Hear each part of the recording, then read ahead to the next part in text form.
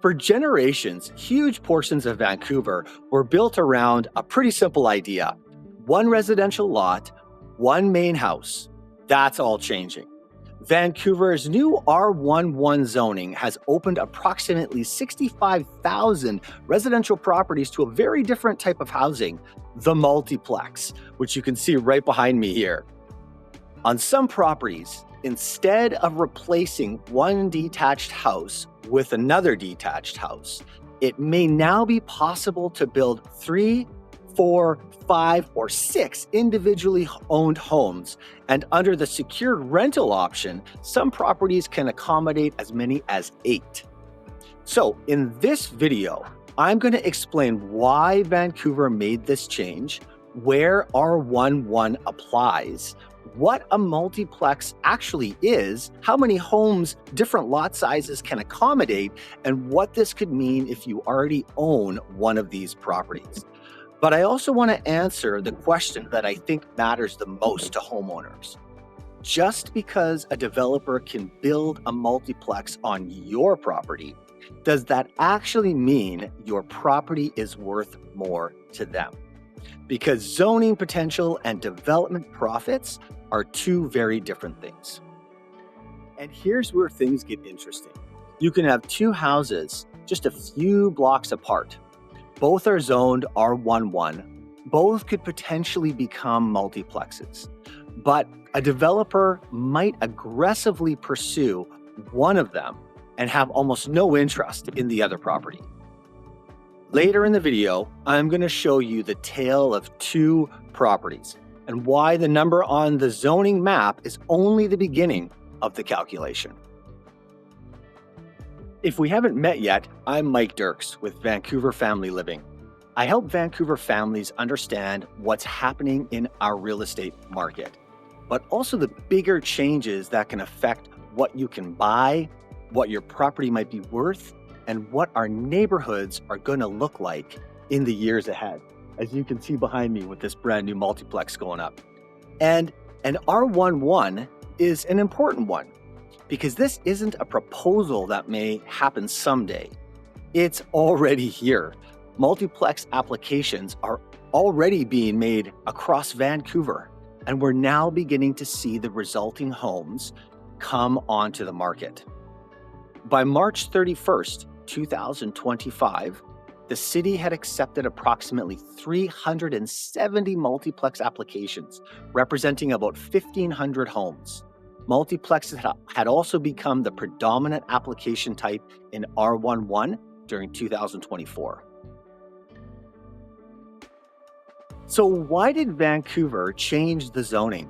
Housing supply is obviously a big part of it, but there's also a problem with the types of housing Vancouver has historically provided.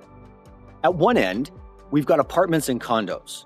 At the other end, we've got detached homes sitting on extremely expensive land. What's been missing in many neighborhoods is housing somewhere between those two extremes. A family may want 3 or 4 bedrooms, their own front door, some outdoor space, and ground-oriented living, but they may not be able to afford a detached Vancouver house. This category of housing is often called the missing middle. Duplexes, triplexes, fourplexes, and other small-scale multi-unit homes can help fill that gap.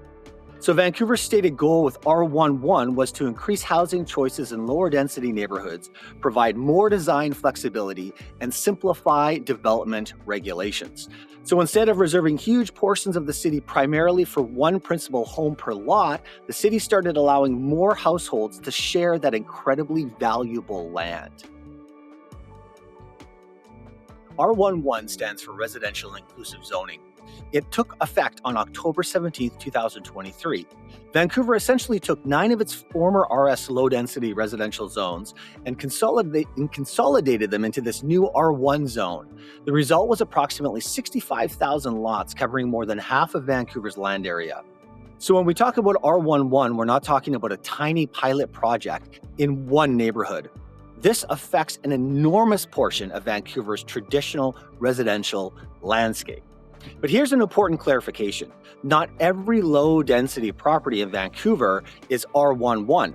And there are other zones where multiplex housing can also be permitted.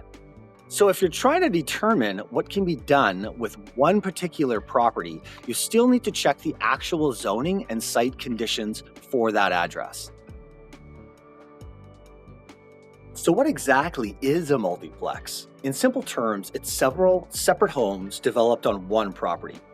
Under Vancouver's R1-1 rules, we're generally talking about 3 to 6 ownership homes, or potentially as many as 8 homes, where the residential floor area is secured as rental. And these don't necessarily look like traditional apartment buildings. They can be configured in different ways.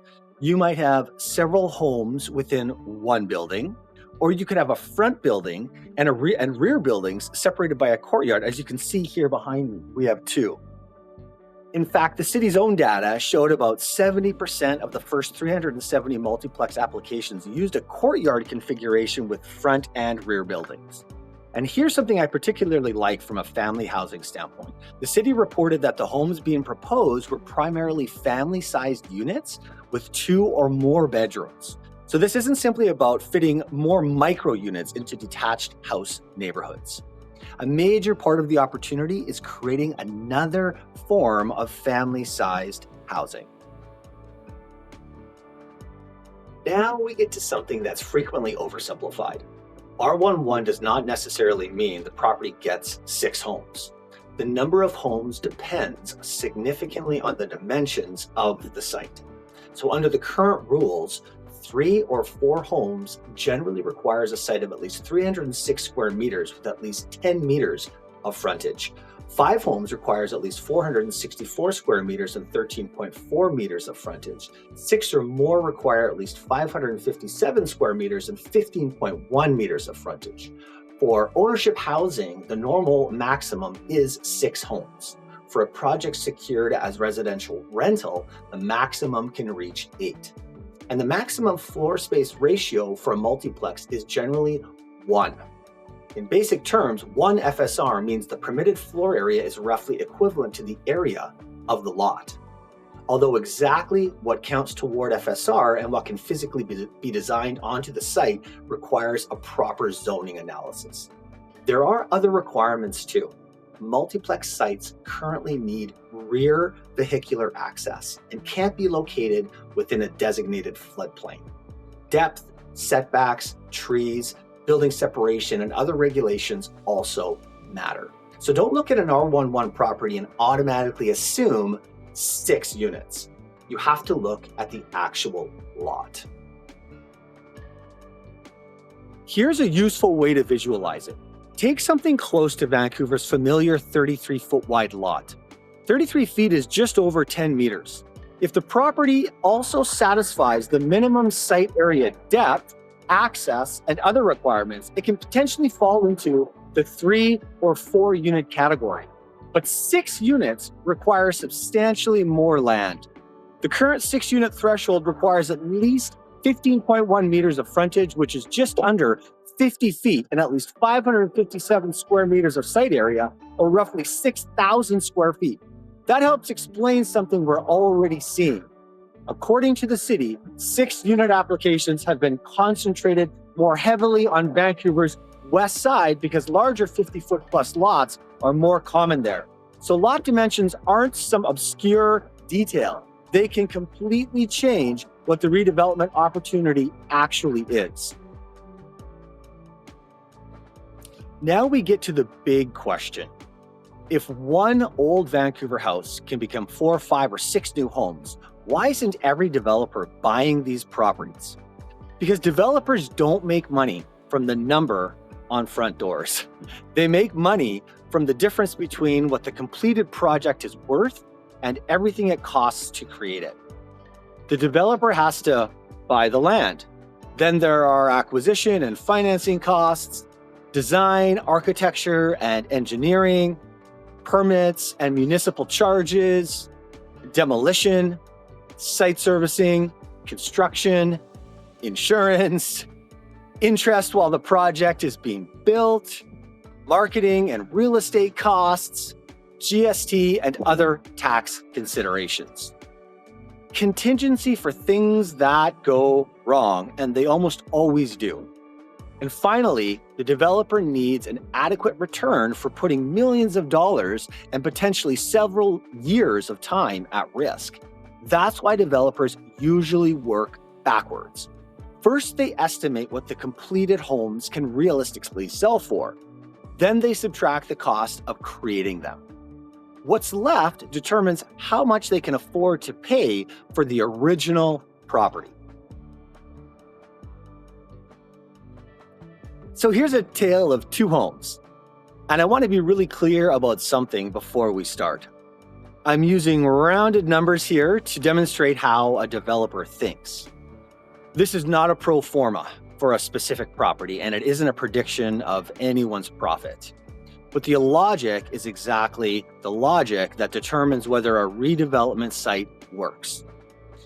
Let's say property number 1 is an older house on a good multiplex lot. The dimensions work, the design is efficient. The developer believes the finished homes can be sold at prices supported by comparable new ground-oriented housing in the neighborhood. Let's say the expected total sellout is $7 million. Now we work backwards. Suppose the land can be acquired for $2 million. And after construction, professional fees, financing, permits, taxes, selling expenses, and contingency, the developer estimates another roughly $3.5 million in project costs. That's approximately $5.5 million invested against $7 million in projected revenue. There's about $1.5 million between those two numbers before we start refining the developer's actual return and tax position. So depending on the time involved and the risk, that project may have enough room to justify proceeding. So property number 1 may work. Now let's look at property number 2. It's also R1-1.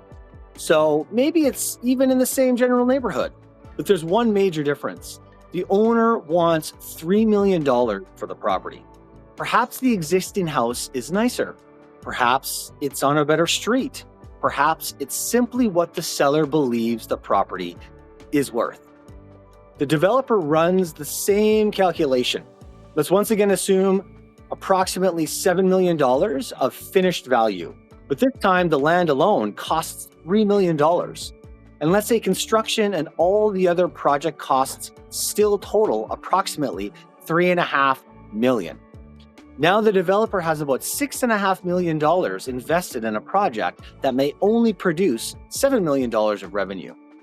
There's only around $500,000 of room.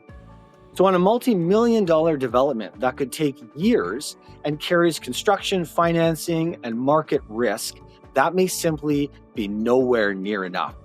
So the developer doesn't buy it.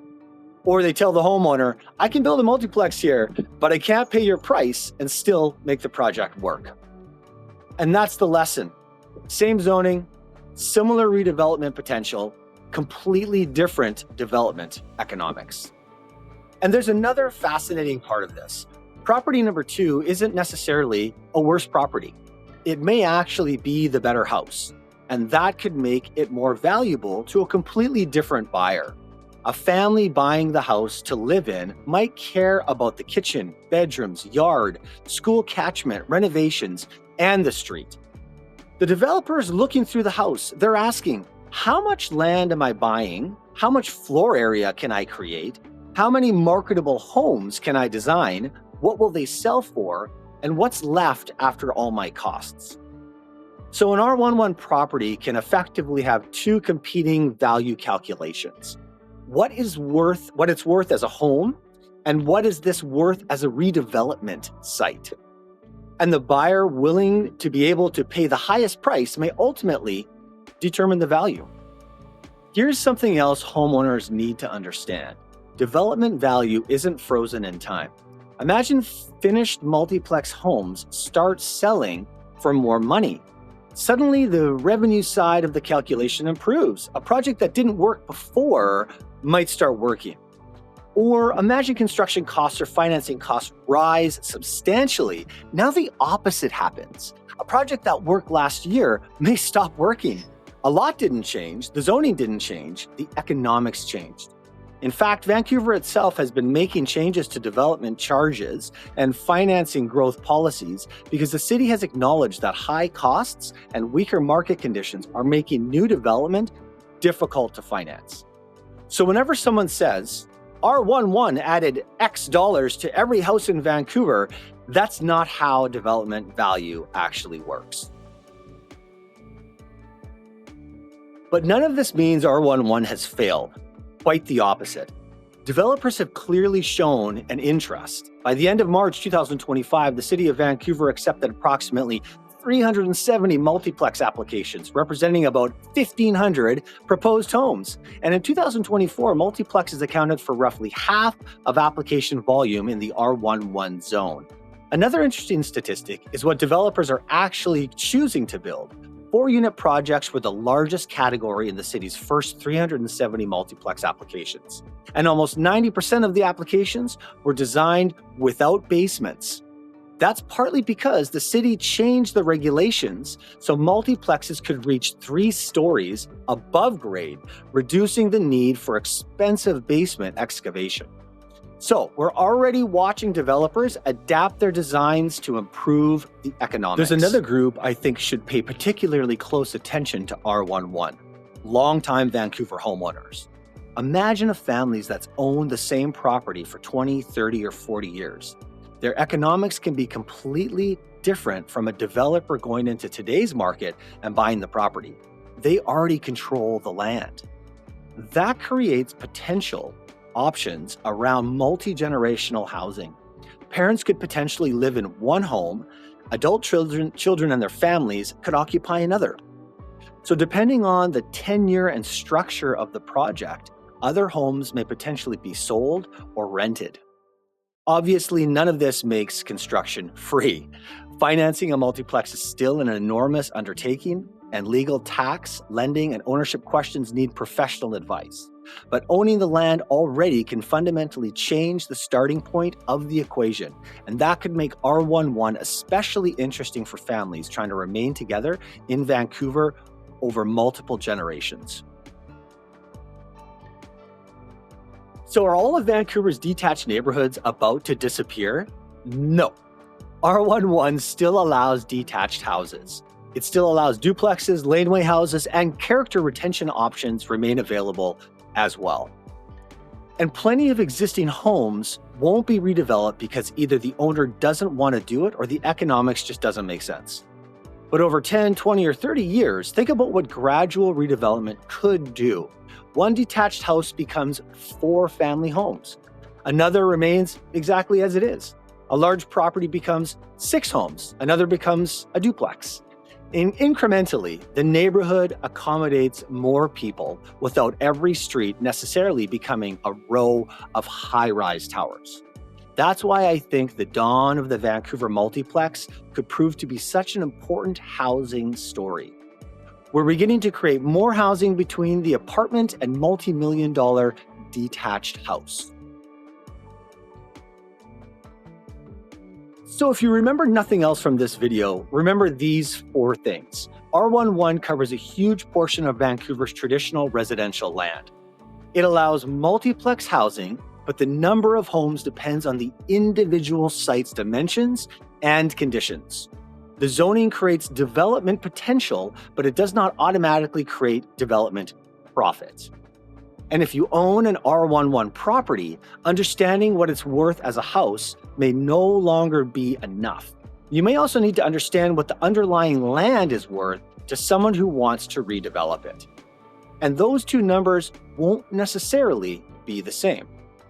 That's why the real question isn't, is my property zoned for a multiplex?